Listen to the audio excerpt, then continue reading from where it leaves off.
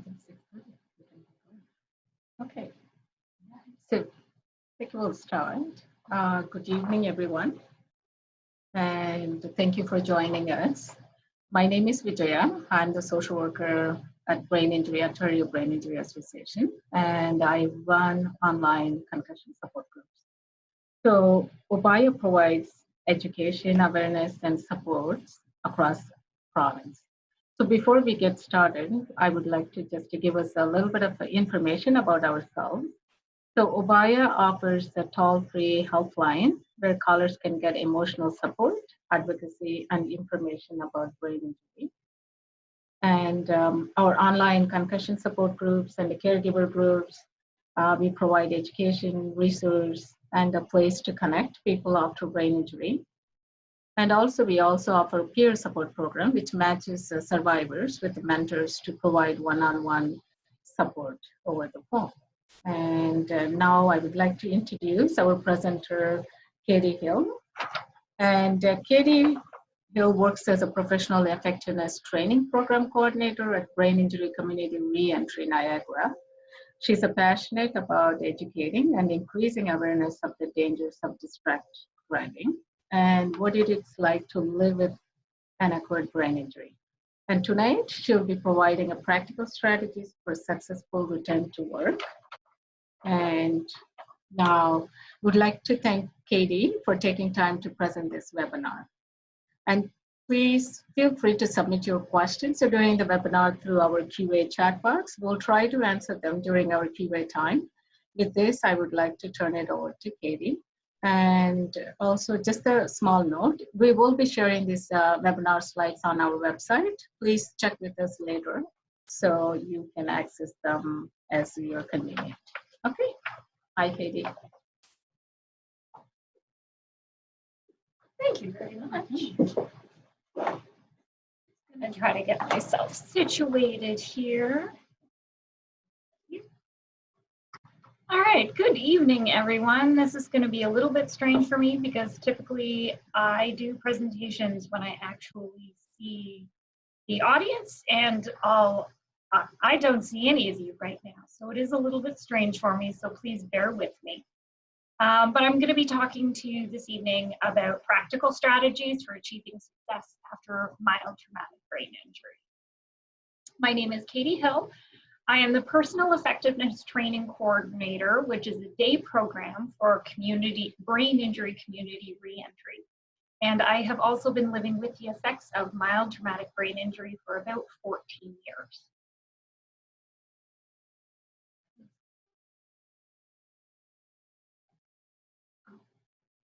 Just a second. It's okay, you can leave that there. Yeah, it's fine. That's fine. As long that way I know my face is still in the camera. Minor technical difficulties. We're just sorting things out. Okay, so I'll give you a little bit of personal history for me. 14 years ago in February 2006, I was hit by a car as a pedestrian. So my 14th anniversary is actually 1 week this Friday. I had a displaced tibiofibula fracture with surgery to replace rods and pins that stabilized my bone, and that is permanent. So you'll see my really cool x-rays right there on the slide. I was also diagnosed with a subdural hematoma of the frontal lobe with a midline shift. So that meant that when they did a CT scan, I actually did have positive results of the scan with a bleed in my frontal lobe. So I was diagnosed with a mild, complicated traumatic brain injury. I spent about 2 weeks in the hospital and 3 months at home rehab. It wasn't really recommended for me to be living on my own at the time, so I put school on hold. I was attending Brock University at the time. I put school on hold and went to stay at my parents' for 3 months back home in Peterborough. As far as the sort of immediate injury goes, I never actually lost any consciousness. that's why I was diagnosed with the mild TBI, but because of the hematoma, I was sort of bumped up to the complicated mild traumatic brain injury, and that has an outcome more similar to a moderate injury. I completed physio to regain range of motion and strengthen my leg in the 3-month at-home period with my parents. So I had really good support from speak up. Okay, where's the microphone so I can actually talk more directly to it? It's just, all right, I'll just try to speak a little bit louder. So I completed physio to regain the range of motion and strength in my leg, and had support from my parents while I worked through the initial intense fatigue phase. Still technical difficulties, maybe? As long as I keep speaking loudly, I guess we'll be okay.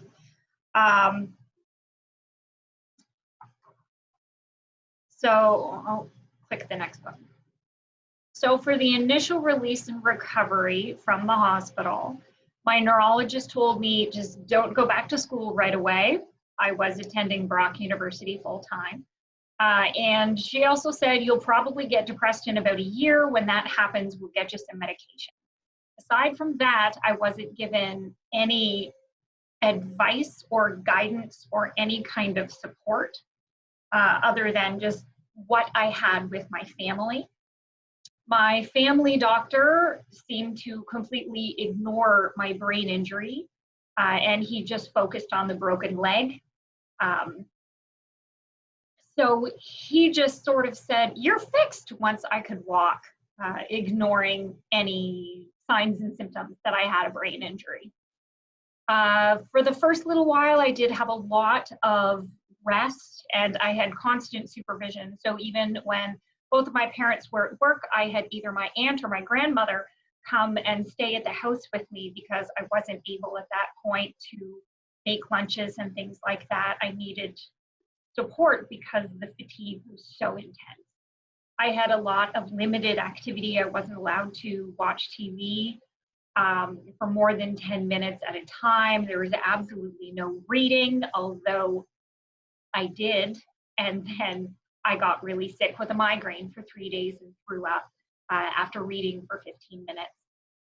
I tried to fill my time with some crafting, but again, that ended up causing more migraines than anything else. I was quite grateful for the extra support when I was at home, even though I may not have needed that intensive support, but I did really appreciate it. And nobody can complain about grandma cooking you hot dogs. Yeah. So we'll just click to the next one. So the following years after the initial phase of recovery, I suffered a lot from anxiety, depression, and sleep disturbances. My neurologist did, as she promised, get me medication to help deal with those things. However,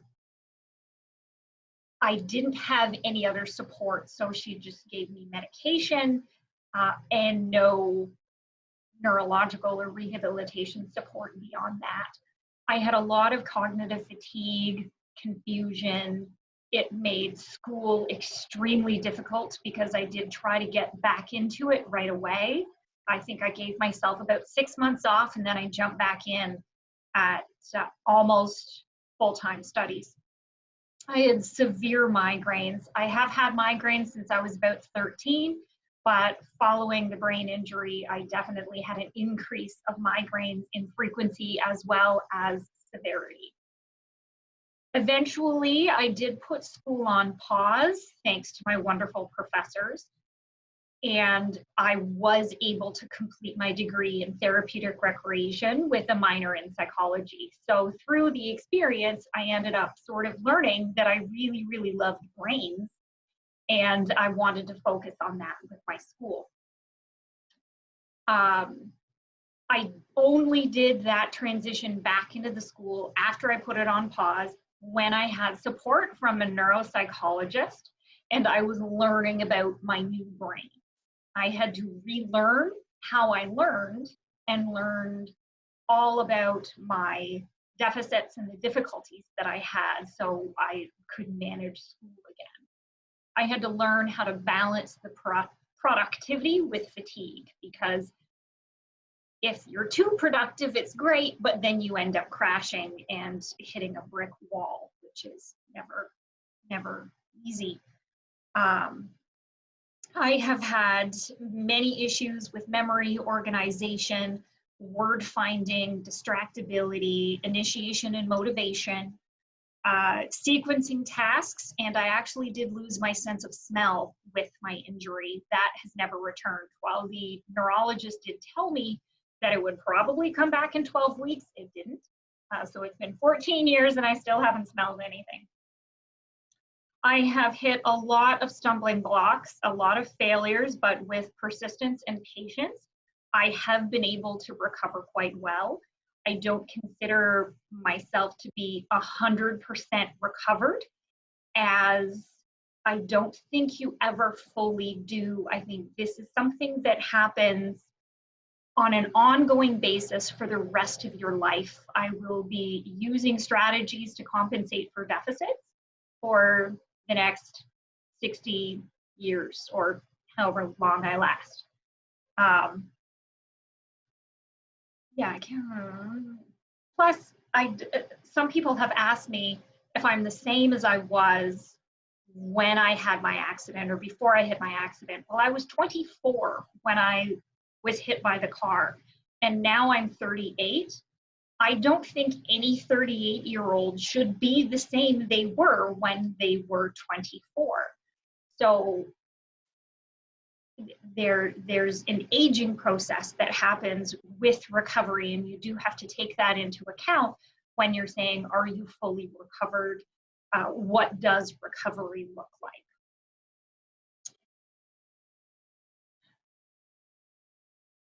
And like I was saying, I consider myself to be pretty successfully recovered, but recovery is never completely over. I did eventually finish my degree in therapeutic recreation and a minor in psychology.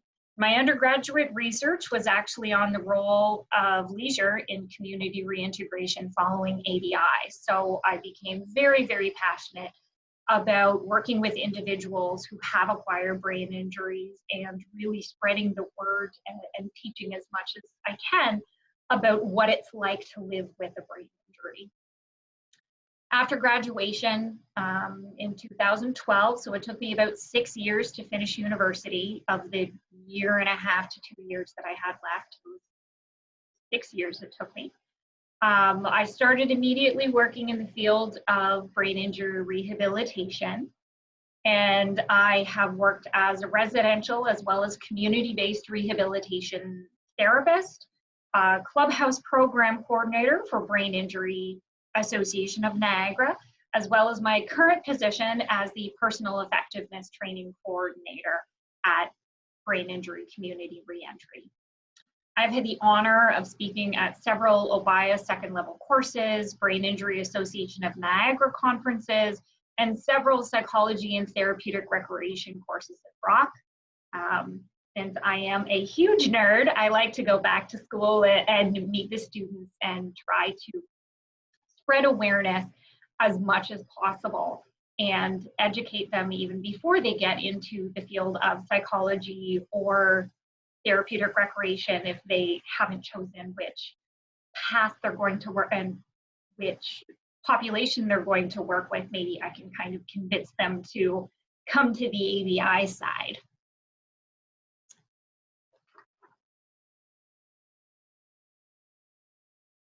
So now that you have heard sort of a summarized version of my 14-year history of living with a brain injury, I want to get really into the nitty-gritty about using strategies, because without strategies, I would not be able to hold my job down. I would not have been able to finish university. With using these strategies on a daily basis, ongoing, all the time, that is how I succeed.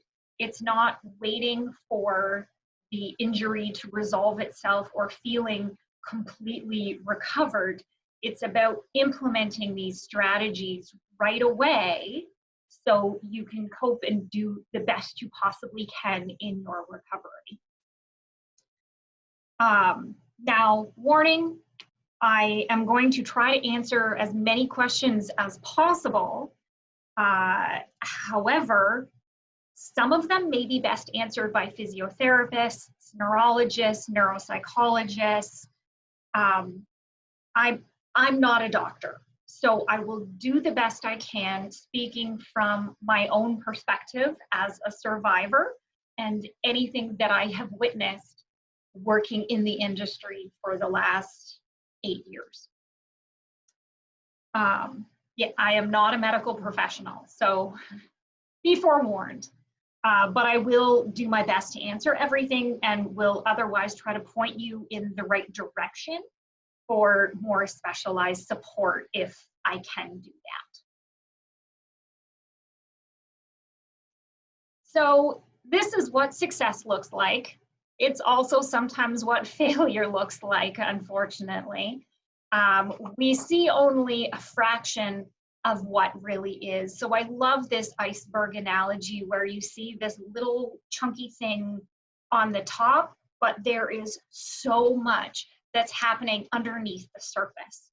And that analogy works in 2 ways. There are the struggles that we try to hide, that a lot of individuals with TBI try to hide. We want to look normal. We want to look like we're okay. Well, normal is a setting on a dishwasher. You're not a dishwasher. We want to appear strong and put together, so we keep everything under the surface. That's not healthy. However, this is also what success looks like, in that when you put the effort into the strategies and you are compensating for all of your difficulties, you appear like you're doing well, and you are doing well. But there's a lot more under the surface of what's going on. So a lot of people have told me that I don't look like I have a brain injury, or you can't tell that I have a brain injury.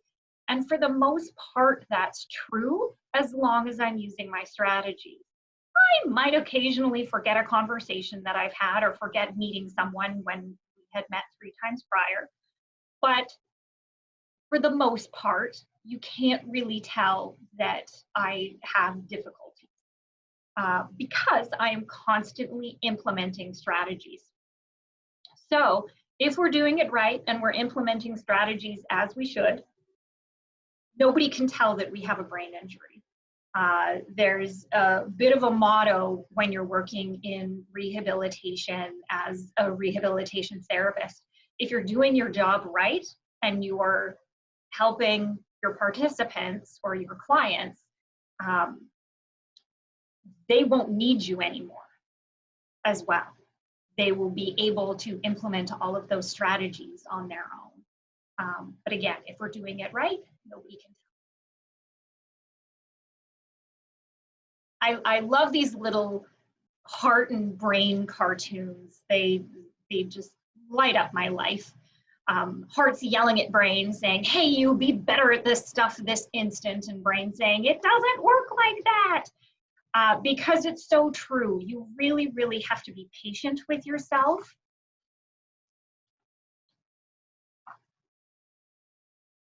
I think I just lost a page. Just a second. Oh, no, I didn't. I just flipped the wrong one. There we go. Please, please be patient with yourself. This recovery is a very, very long process. It's not snap quick, and nobody can just flick a switch or press a magic button and you're all better. This is something that you have to work on. This isn't something that is within other people's control. This is 100% within your control.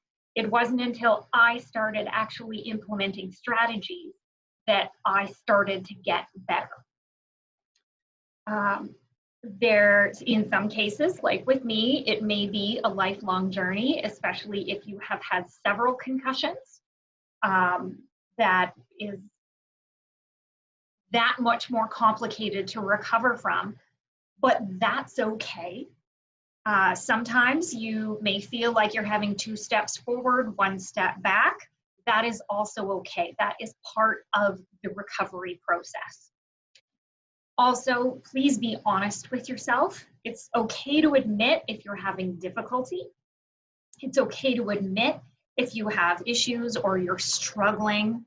And when you do this, you'll be able to finally implement the strategies successfully. So I have worked with a lot of individuals who have severe memory deficits, but they don't recognize that they have memory deficits. So they never ever write things down. They never make a to-do list. They never keep an agenda with all of their schedules organized out in front of them. And until they are honest with themselves and they recognize that, they're not going to be able to work to their best ability. Please be gentle on yourself. This is a very emotional process. It is not easy. If you had a friend going through this and they were having a tough time, you would tell them it was okay and that it's okay to have your frustrating moments and to struggle. It's all right. Do that to yourself. Whatever you would tell your dearest, closest friend if they were having the same struggles, make sure you tell yourself the same thing. Remember, I have mentioned it before, and you will probably hear me say it several times throughout this presentation. The ability to recover is within your control. It is not from the doctors. It's not because a neurologist didn't give you the correct information or enough information. It is within your power. I have worked with a lot of individuals. I can give them as many strategies as I can come up with for the difficulties that they're having. And they refuse to implement those strategies. They refuse to even try them out. And then they say, but I'm not better. Why can't you make me better? And it's not about making you better. It's about using those strategies to compensate and make sure that you're living your life as well as you can. Also, it's important that you know it's okay to ask for help. That is something that a lot of us still really struggle with. I know that was very difficult for me to do for quite a few years. I was extremely stubborn and I wanted to be stubbornly independent because I was determined that I could do everything by myself. And it's only been in the last few years that I have finally started to accept that, yes, sometimes I need help. Sometimes it's okay if I can't do everything on my own. So not only is it important to ask for help, but also if someone is offering, accept the help. And it goes along the same lines. It's really difficult to do, but that's what you want to do. You want to make sure that you are accepting the help. If a friend has offered to pick you up some groceries or do your dishes or something along those lines, even you know you are capable of doing it, but that's one less thing on your to-do list, one less thing that is going to be weighing on your brain. So let your friend help. They are offering to help because they care about you. Let them care about you. And that helps you take care of yourself too. I also want you to celebrate the little victories. Baby steps are sometimes kind of frustrating because you're expecting to be recovering in leaps and bounds, but that's not how it works. You have to be patient with yourself. But celebrate those little victories. When I was transitioning back into school for the second time, because the first time did not end very well, when I was transitioning back, just finishing that first credit was a huge deal. and that was just one class. That's a little victory. Even getting through a lecture, being able to take notes, that was a little victory. The big victory was when I actually got to finish university, and that's because I had all those tiny little victories along the way.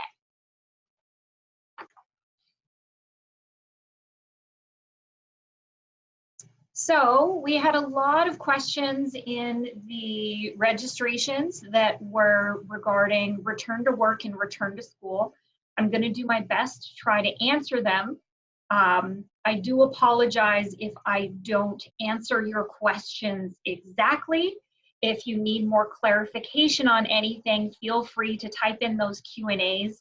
I should have a fair bit of time at the end of everything to answer more questions with that. But I hope at least with this, I can give you sort of an idea of where to go and what to do in the process of returning to work and returning to school. Whatever you do, do it slowly.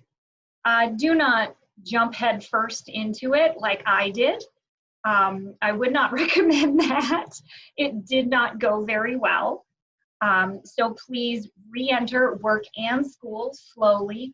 Most agencies, work companies will have some sort of accommodating gradual return to work system through the HR department. If you're going back to university, college, or even high school, if you had concussion from football or hockey or something along those lines, there's typically a student development center or something with a name similar to that. The Student Development Center is the one that I'm familiar with at Brock, but other schools will likely have a different name for it. If you're in university, no, if you're in high school, excuse me, if you're in a high school, speak with a guidance counselor. They should be able to guide you through that process. There may be something along the lines of a student development center at school. I know when I was in high school, it was a very, very small town high school, so we didn't have fancy things like a development center. We had one, maybe two guidance counselors for the entire school. But there should be someone who is able to help you navigate through that. If you're not sure exactly where to go, ask your teacher, ask your coach if it was a sports-related concussion. There are typically accommodations that can be offered in schools and lectures, whether it be high school or university, college level. Through the development center, I know I was able to get note taking, so someone else was actually able to take notes. I had permission to record the lectures, so I had a little video, an audio recorder, and I have recently learned that you can get textbooks as audiobooks. So instead of reading a textbook, if you are better at listening to information rather than reading information, you can actually listen to it on your phone or your tablet or what have you with headphones instead of having to read through the actual chapters. Also, don't be afraid to ask for help from tutors. Sometimes you just need that extra little bit of support going over material again on a more one-to-one basis and more privately with less distraction. So don't be afraid to ask for help in that regard. Always, always speak with your professors or teachers. My professors were absolutely incredible and wonderfully supportive. They helped me through a lot of difficulties. And if it weren't for them, I would never have actually finished university. I tried to drop out after my first semester and a half back. I had essentially a mental breakdown from the anxiety and depression. And I went into my professor's office and I just said, I can't do this anymore. I was sitting on her couch. I was crying. I had completely fallen apart. I didn't know what was going on or why I was having difficulty. And she just looked at me. She said, "You're not dropping out." And I said, "What? What do you mean I'm not dropping out?" "Yes, I am." And she told me, and I wasn't aware of it, that there was an option to put all of my classes on pause. So I actually had incompletes, and then I worked one-on-one with each professor to finish those credits that I was ready to just walk away from. So in that, I never lost any credits at all.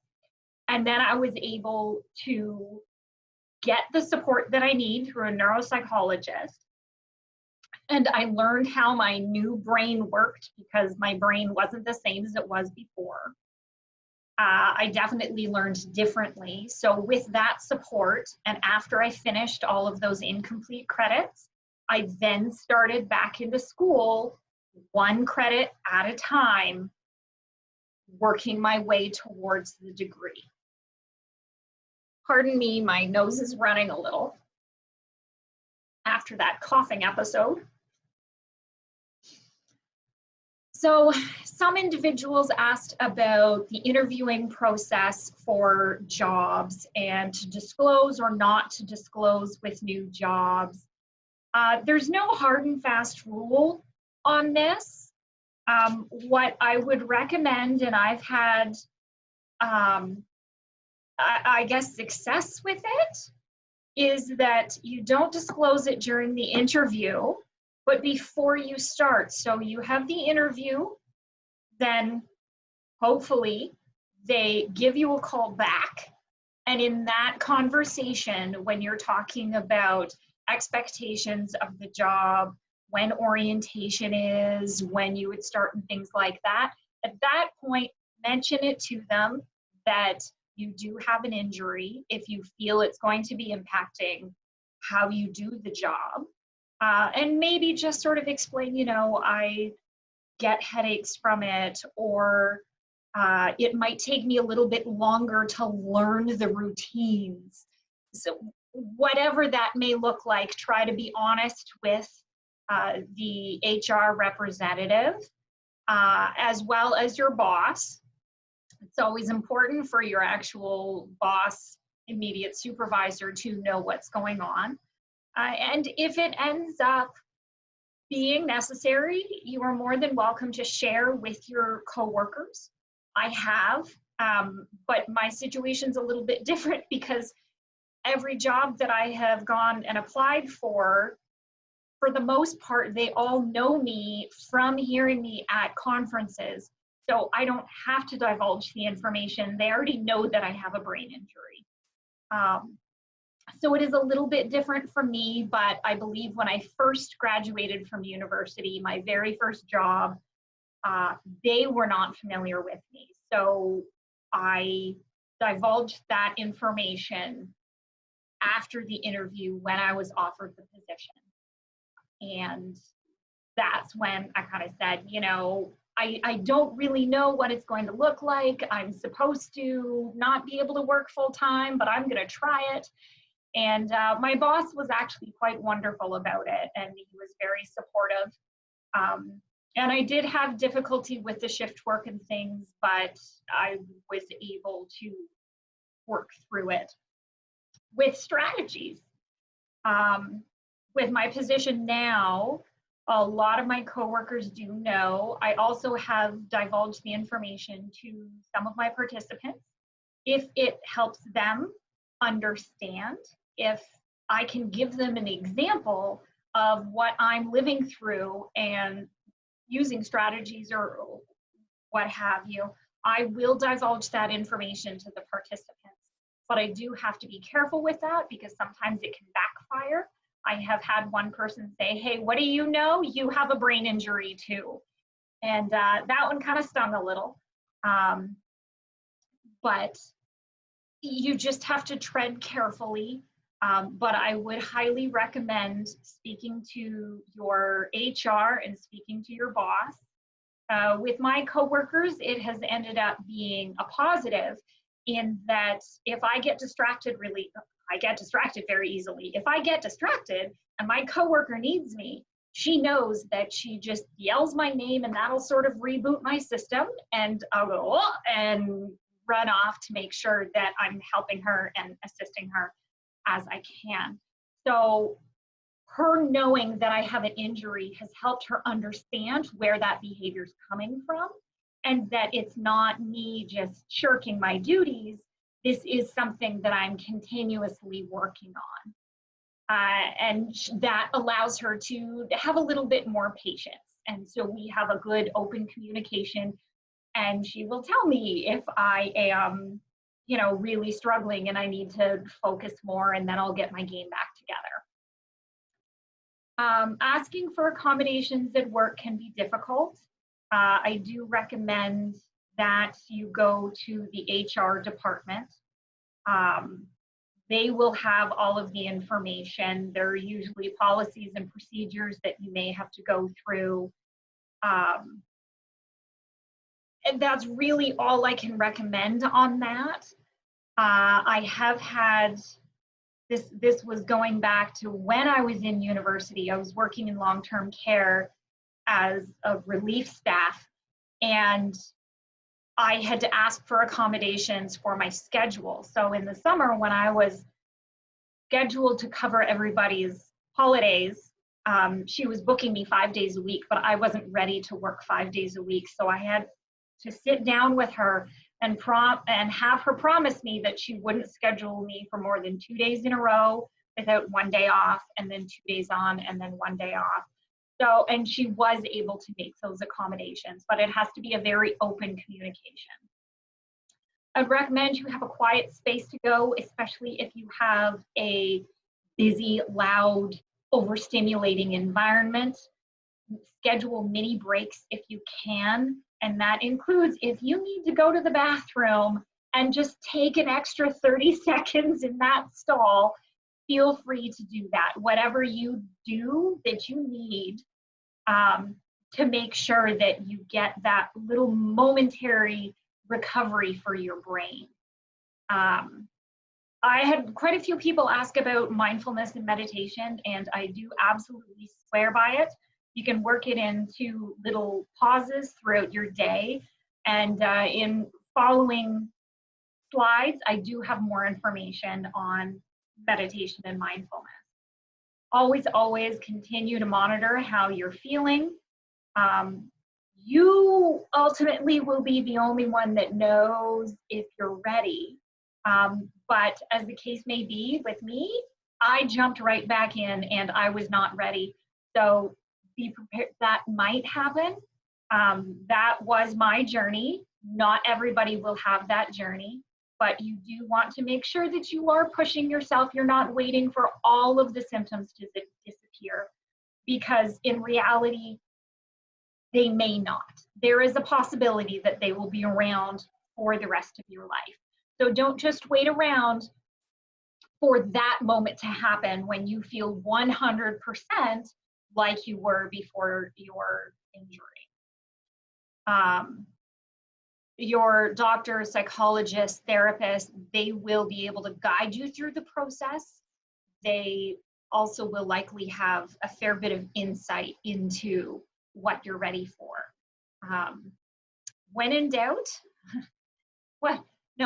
if at first you don't succeed, listen to your therapist.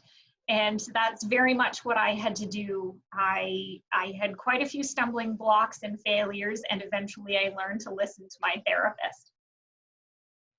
So I also had a lot of individuals asking for cognitive strategies. Now, this is tricky because I could get into such specific strategies that I would be able to talk for a week about this. So I'm going to try to sort of go over very briefly the big ones. And strategies to compensate for memory issues. 1, try to remember that you forget. It's a strange way to say it, but if you remember that you forget, then you are more likely to be writing your to-do list. You are going to be checking your agenda, keeping your agenda completely up to date. I would recommend that you keep one agenda or one calendar. You can set alarms in your phone. The smartphones are great these days. But if you have your information in several spots, so if you have some stuff in your phone calendar and then some stuff on your paper agenda, that's when things get a little bit fuzzy, and you might look at your paper agenda, say, hey, I don't have anything going on tomorrow. That's great. I'm going to stay up and watch a movie tonight. And then the next day you have an alarm go off, say you have a doctor's appointment. Then all of a sudden you have something you weren't expecting. You aren't prepared for it. You're exhausted from staying up the night before because you forgot to check that second calendar. So it is very, very important that you keep everything consistent, that you keep all of your reminders and your schedules and everything all in one place, so it's all localized and organized, so you only have one thing to check to see what's coming up the next day. I live by to-do lists. That's sort of part of the memory thing. I will actually write lists at the end of the day so I know what I'm supposed to do when I come into work the next morning, because by next morning I've forgotten what's on my to-do list. So I have to make sure that I write it down. There are a lot of games to help retrain some memory loss. I don't know how much science is behind it, but there are a few. I've got Lumosity, Brain Trainer, something called Happy Neuron, Brain Age Concentration, which I think has something to do with Nintendo. Those are the better known ones, but there are tons and tons of apps and games out there. Also, don't forget, good old plain board games are fantastic for cognition. I may be a little bit biased because I do run a day program for individuals, so we play a lot of games. But if you think Scrabble, if you have word finding difficulties, Scrabble is absolutely incredible. Word searches, crosswords, Yahtzee, if you're having difficulty with numbers. Wizard is a fantastic card game that helps you work at strategies and things like that. Skippo, if you're super fancy into the board games, you can get into Risk and Settlers of Catan, but that's a little bit beyond me. Telestrations, trivia game, Rummy, Monopoly, all of these things, they work different areas of cognition. Some of it might be problem solving, some of it might be memory with trivia, or some of it may be spatial orientation, fitting shapes together. It really is incredible what games are out there that you can do for fun, that you are working on your brain and your recovery. Don't forget to try new things. That is one thing that I do really encourage everybody. I'm a nerd, I'm a lifelong learner. However, it is great fun trying to learn something new, and that is really good exercise for your brain. You're creating new pathways. All that neuroplasticity in your brain is really quite amazing. Also, little strategy, repeat things, say it out loud. Say it out loud several times. If you have difficulty remembering somebody's name when you meet them, say their name 3 times in that first conversation, and you are more likely to remember that name. If you don't want to learn something new, or perhaps you've already learned something new, teach something you know to someone else. And that is also a wonderful way to get your brain really working, because then you have to problem solve for the individual that you are teaching, and you have to think of it and break down those steps that are probably pretty automatic for you, and you have to explain it at a level where they're at. So it is a really, really good exercise to do, to teach someone something they don't know that you are familiar with. I was specifically asked how you fill time and exercise your brain when you are not working or not attending school. And to that, I say recreation and leisure. Again, I'm probably a little bit biased because my degree is in therapeutic recreation. However, it really is incredible what leisure can do to bring into your life. And it's not just sitting and reading or watching TV. I mean, get out, go to church, volunteer at your local brain injury association, clean up the neighborhood, go for a walk, learn to play the piano, whatever that is. Find something that you're passionate about. And if there are also day programs that are around, drop-in programs all over the province that will help implement structure. Structure throughout your day and week is very, very important. I receive referrals all the time for my program for people who are just looking to fill time. So it gives them that structure that a work or school would.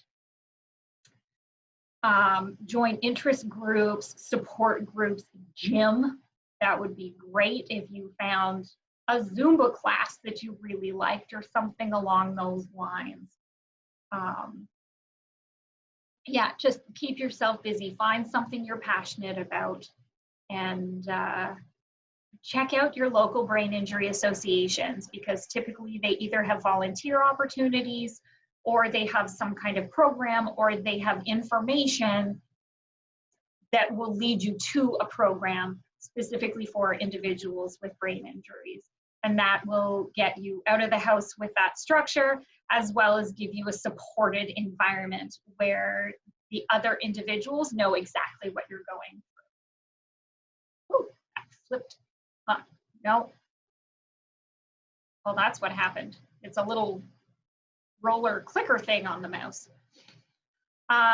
The impact of cognitive fatigue is pretty severe after injury. It affects all of your functioning. I like this little cartoon that says, about my brain injury, when I say I can't, please listen. Nothing makes sense when my brain is done for the day. And when you've hit that brick wall, the hope is you don't hit the brick wall and you stop before you hit the brick wall, but every so often you hit a brick wall. Please listen to your body, give yourself lots of rest. Everything really does become significantly more difficult with cognitive fatigue, because no matter what, your brain is telling your body what to do. Your brain is constantly processing the environment that you're in. It's constantly telling you what to say, how to react. It's reading things. It's trying to figure out whether it should react to that noise or react to that blur in your peripheral vision. So having that neuro fatigue, that impacts all of your functioning. I know I have been told, oh, well, just go to the gym and have a workout because that's not brain power. But it is, because my brain is telling my legs to move and it's telling me how to hit the buttons to program the machine that I'm on. It's also processing the entire environment that I'm in and how to navigate the space that I'm in. So being tired, that cognitive fatigue, it really does affect all areas of functioning. So make sure you set boundaries for yourself, set time limits, as that will help you not hit that wall. You've got to learn, and sometimes it's through trial and error. I can't tell you where your wall is because my wall is at a different place. And my wall now is at a different place than it was 10 years ago. So you really have to pay attention to your body, and you have to learn where that is, and you have to start pulling back and making sure that you take care of yourself before you hit that neurofatigue brick wall. Physical recovery. Now, this is where doctors come in handy and physiotherapists. I am not a medical professional. Again, I would recommend make sure you're following concussion protocols if you're talking about returning to sports. Talk to your trainer, talk to your coach. Always, always, always talk to your doctor. Make sure that it is okay with your doctor before you go back into sports, whatever it may be. Talk to your general practitioner, your family doctor, neurologist, physiotherapist will also have a pretty good idea. They will make sure that your exercise is safe before you start into it. Please listen to your body. If you experience any symptoms like dizziness, if you get a headache, anything like that, dial it back. You might be doing too much if you're exacerbating your symptoms. So again, take that information and talk to your coach, your neurologist, your physiotherapist, your general practitioner. I know with me, I had to learn that there are some cardio exercises that actually trigger migraines for me. So I have to be very careful. I'm okay with swimming, but if I do like a spin class, I throw up. And it's not just right then. I mean, I get a migraine and I throw up for a day and a half. So you really have to learn what your tolerance level is, but start slowly and build from there, and make sure that when you are building with the supervision and support of a medical professional. Also, I had a few people asking about dizziness. I think dizziness and possibly dizziness. We'll go with dizziness. If you haven't heard about vestibular physiotherapy or visual rehabilitation, these are two things that you may want to look into.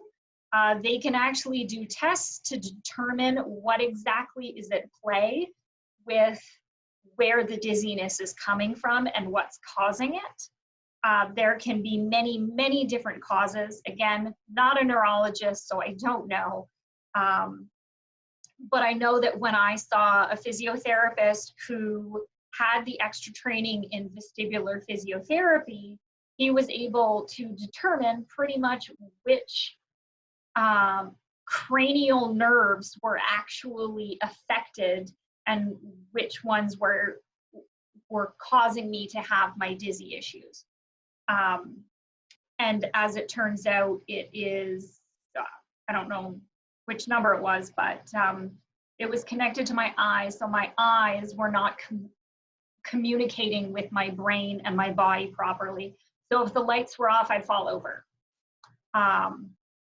So I leave glow lights, night lights, strategically placed around the house if I have to get up in the middle of the night.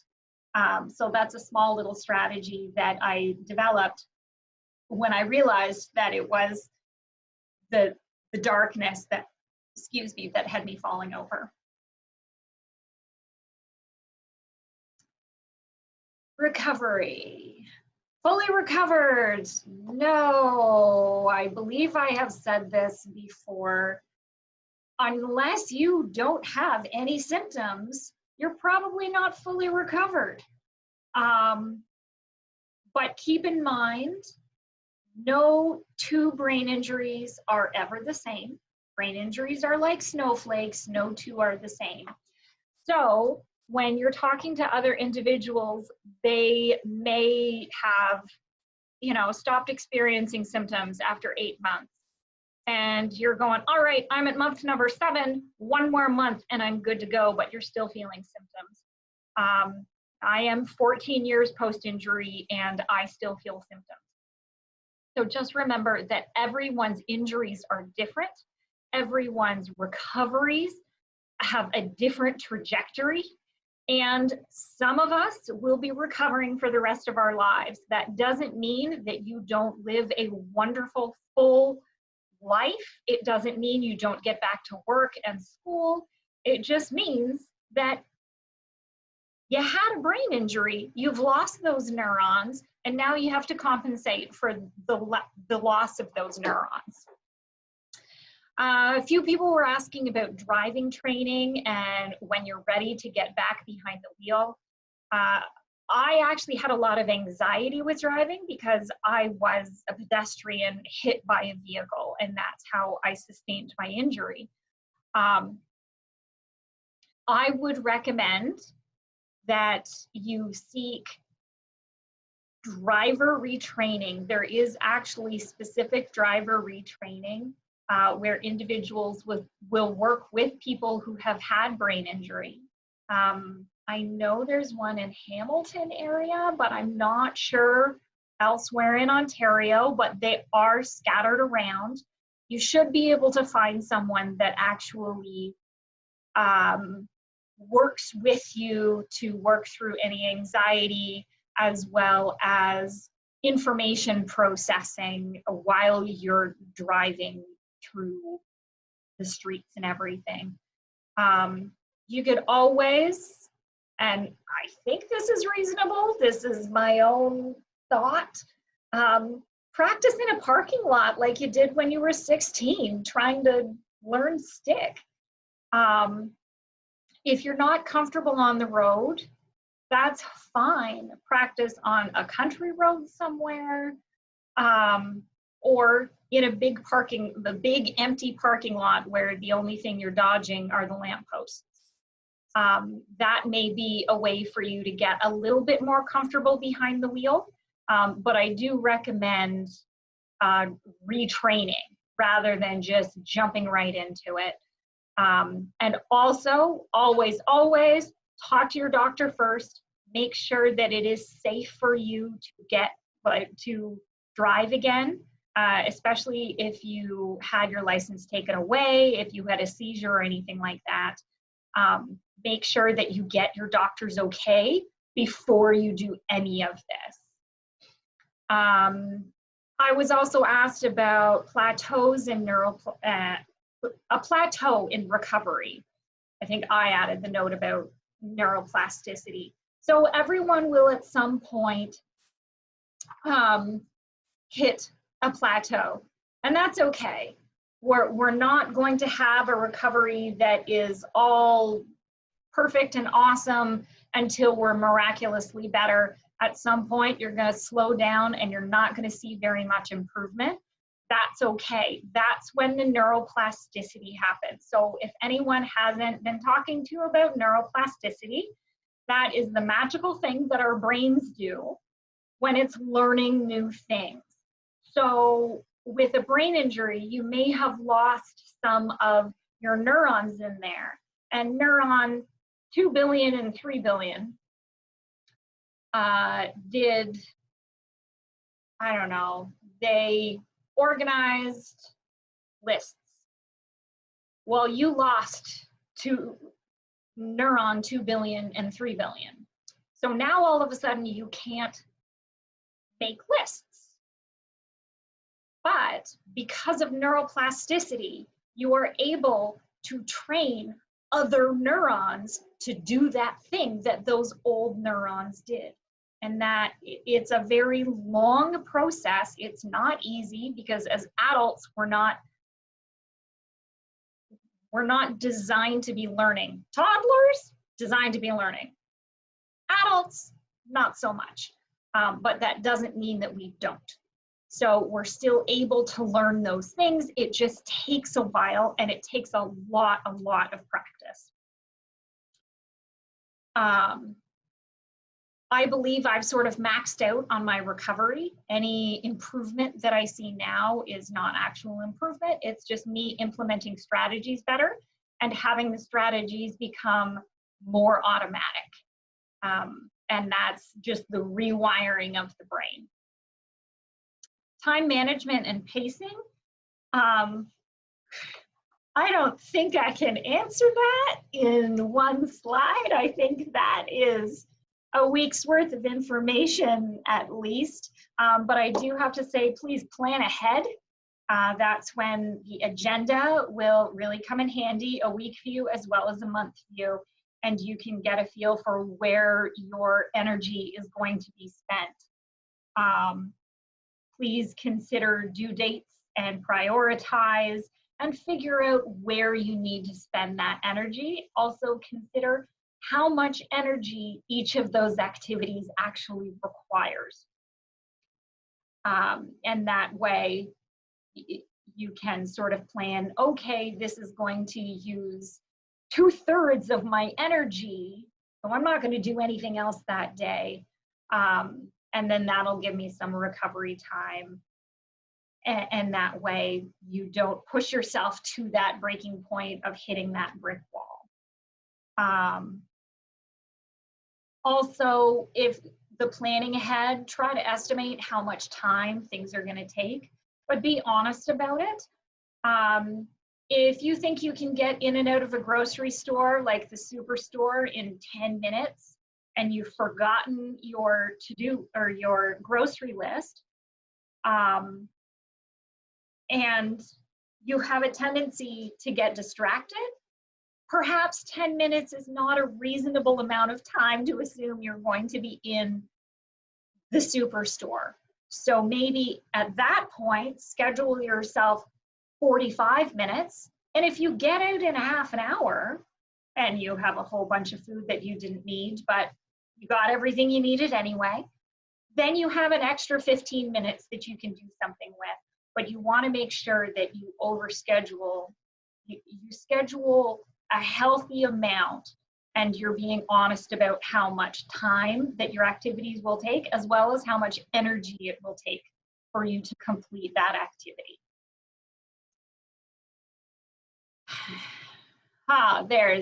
You look normal. Normal is a setting on a washing machine. Do I look like a washing machine? You'll get that a lot, especially with emotional dysregulation. That's when your emotions are going all over the place. You might have some depression, anxiety. You might be highly volatile. You could get angry very easily and have outbursts, or you might just start crying. This is, again, very difficult to deal with on a short span. I would love to actually just get into nitty-gritty with this, but I can't, as we've already been going for an hour, and apparently I have 25 minutes for the Q&A section. So I'm not going to talk about this. However, in the following slides, I actually have resources for all of you. So please go onto the OBIA website and click on the slides, and I'll show you now. So there's 30 ways to de-stress in less than 10 minutes. And there's all sorts of different stuff on this slide for you to read and see what works for you. If something doesn't work, move on to the next one. But there's lots of suggestions in here. 12 simple habits to relieve stress.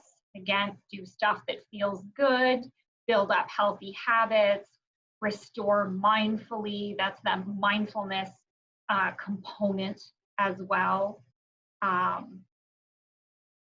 Now, this little slide sort of gives you a rundown of how to meditate. There are plenty of websites and YouTube videos and apps that will guide you through meditation and mindfulness. I think a couple of them, I have Calm, Headspace, Stop, Think, Breathe, Simple Habit, Meditation Studio is one that I have, and I really, really like it. And then two more that are called Breathe, spelled differently. And also, if you don't want to use your phone, smartphone, what have you, go on YouTube. There are tons and tons of videos on there that you can use. And this little diagram will just sort of walk you through it. As you practice it more and more, it will become much more comfortable and automatic. Whereas when you're first doing it, it feels really weird. But you can do it for 5 minutes, you can do it for 2 minutes. whatever that is. Sometimes just doing 4 or 5 deep breaths is enough to calm you down. Also, I had a lot of questions about sleep. Sleep hygiene is very, very important. So I have 2 slides here for that. Here's your master your sleep cheat sheet. And this is all about preparation for bed. So you stop your caffeine and cigarettes, alcohol before bed. All of these things affect how well you sleep. No exercise in the evening, but it is important to exercise each day. Turn your technologies off. Don't be looking at your phone or your tablet or computer. And no more fluids before even non-alcoholic or non-caffeine fluids, because you'll be up peeing throughout the night.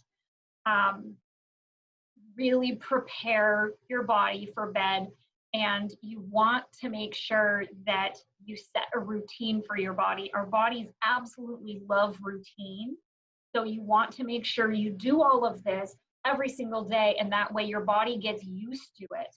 Go to bed the same time, have the same routine each day. And here's your sleep checklist. So another great list or resource for you for making sure that you are getting a proper night's sleep. Social relationships, again, this is such a big topic. I really don't know how I am able to really narrow this down. Communication is of utmost importance with any relationship, whether it's your friends, your family, or your significant other.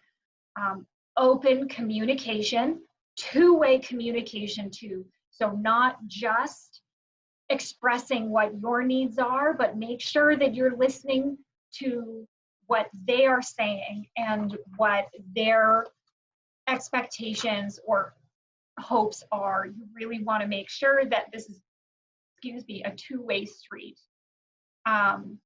Managing social expectations can be tricky. I know if overstimulating environments can trigger anxiety or it's just too overwhelming. It is difficult. Make sure that you are expressing this to your friends and tell them, this is outside of my comfort zone. Can we meet at a coffee shop instead of at a bar with a live band?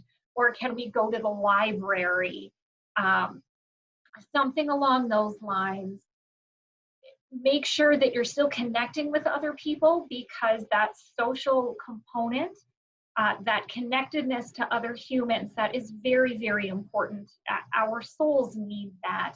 As humans, we just naturally need to connect. So please make sure that you are reaching out to friends or family, whoever it is. But if they're saying, hey, let's go out to the bar and party, and you're like, I want to be in bed at 8:30 tonight, maybe suggest, instead of just saying no, say, how about instead we go for coffee or tea tomorrow? Or, we meet up at the mall and we go to the movie, or something along those lines. Do something where you're still reaching out, but setting boundaries for yourself and for your friends, communicating the entire time why you're setting those boundaries and what you have difficulty with. It's okay to push your comfort zone a little bit, but just be honest with yourself and be honest with those that you have relationships with. Feeling isolated is kind of dangerous in recovery, so I really do hope that you do have someone in your life. Even if you don't think you do, if you think really hard, you probably do have someone. And if you don't, again, reach out to your local brain injury association. You will meet tons and tons of wonderful people through those organizations, and there's usually someone there that can help advocate for you if you're struggling with the process of recovery. Lifestyle strategies, I'm going to try to make this real quick. Nutrition is very important. I'm not a nutritionist, so I can't really say specifically if there are supplements or anything like that that work. Again, everyone is individual, so I do hope that you listen to your body, talk to your doctor, talk to a nutritionist if you want. Mindfulness and meditation, I do strongly advise, especially if you have overstimulation issues, if you have fatigue issues, if you have anger issues, if you have any emotional issues that you're really struggling with, try mindfulness and meditation. It might seem a little bit sort of out there, but trust me, it is worth it putting in the effort to learn how to do. Set limits for yourself. I know I've spoken about this in a few different areas, but you do have to set limits for yourself. It's okay to say no if you really are overwhelmed and you're taking on too much. It's all right to say no. And remember to stay connected to your friends and family. They love you, even if sometimes it doesn't feel like it. So please reach out to them if you feel like you need that connection. And if they reach out to you, do accept that. You don't want to isolate yourself, because that social isolation is very detrimental to our health. I wanted to have an extra slide on nutrition because it is so important. And again, I can get into tons of details with this, even though I'm not a nutritionist. Lots of water, drink lots, small stacks throughout the day. And it's actually good if you have about 6 small meals throughout the day. But everyone's body is different. Not everyone is going to be able to do that with their schedule either. So keep that in mind. Don't give yourself a hard time if you're not getting 6 tiny meals into a day. The last point there is eat well, live well with spinal cord injury and other neurological conditions. This is not an advertisement for the book. I have just had a wonderful, wonderful experience with this book.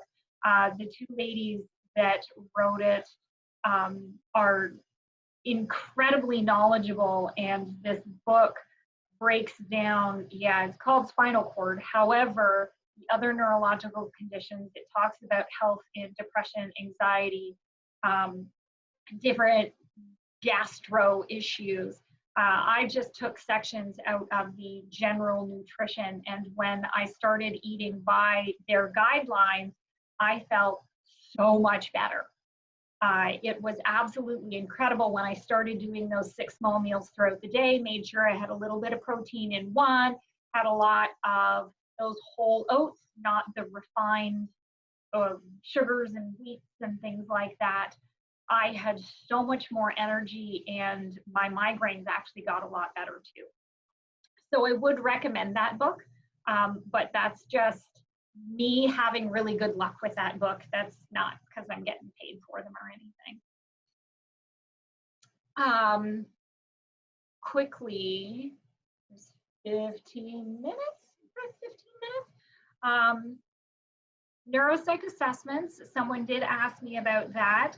I would say it's not a must if you don't have insurance coverage.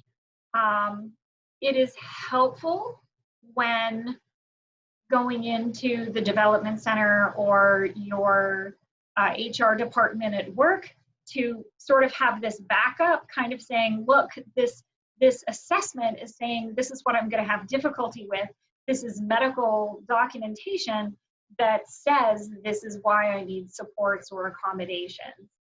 But I wouldn't say it's a must. I did have, I had 1.5 done. I had it done twice. And for the most part, I myself ignored it because I didn't think I had a brain injury. I had part of my injury prevented me from having the insight into my injury. So when I got the neuropsych assessments back, I was like, oh, that's cool. And then I chucked it on the shelf and totally ignored it. It really just came about being useful when I was working through the car insurance settlement. What can you do on your own to get better if you don't have funding? Again, it's all about strategies, and talk to your local brain injury association. OBIA also has amazing resources, as well as the peer support group, whether it's the peer support program or the online web-based support group. They have tons of advocacy, education, all of that stuff. So I would recommend you do a lot of research to see if you can find any additional information. Reach out to other individuals who have had injuries and see what they're doing, and sometimes you can sort of bounce ideas off of each other. Advocacy, what to do when you're having difficulty with WSIB insurance, lawyers, doctors. I personally did not have an issue with this. I had actually a very good experience with my lawyers who dealt with the insurance and all of that, as well as my neuropsychologist who dealt with my insurance. I would recommend finding someone through your local brain injury association or OBIA that will work with you on advocacy and working through those difficulties with WSIB. So I have come to the end of my slides with all the answers that I, where are the questions? So yeah. So now I'm just gonna try to go through the questions that you have popped up, and I hope to be able to answer them. Oh, cool. Do I have to click on the answer live? Just talk, okay. I'm interested to hear about strategies to deal with neurocognitive and physical fatigue, especially when trying to return back to the workforce, as well as advocating for oneself as a new hire and when to disclose and ask for accommodations. Oh, there's 20 answered? Okay, those are other questions. All right. Trying to think, did I actually have more resources here that I can I? Okay, can we post like more? All right, what I'm going to do for that one, because again, that gets into a lot of nitty-gritty stuff and a lot of detail, I am going to add information to the slides that will then be posted on the OBIA website. Okay, so I don't want to dismiss it though, or does it go to dismiss? Okay, so I dismissed, it's still saved. All right, how do you get your employer on board? My employer doesn't seem to understand that I'm okay as long as I manage symptoms accordingly. This is tricky. Education, again, open communication. Hopefully you're able to explain to him or her what symptoms you have and how you manage them. And just let them know that, you know, you are okay as long as you're managing your symptoms.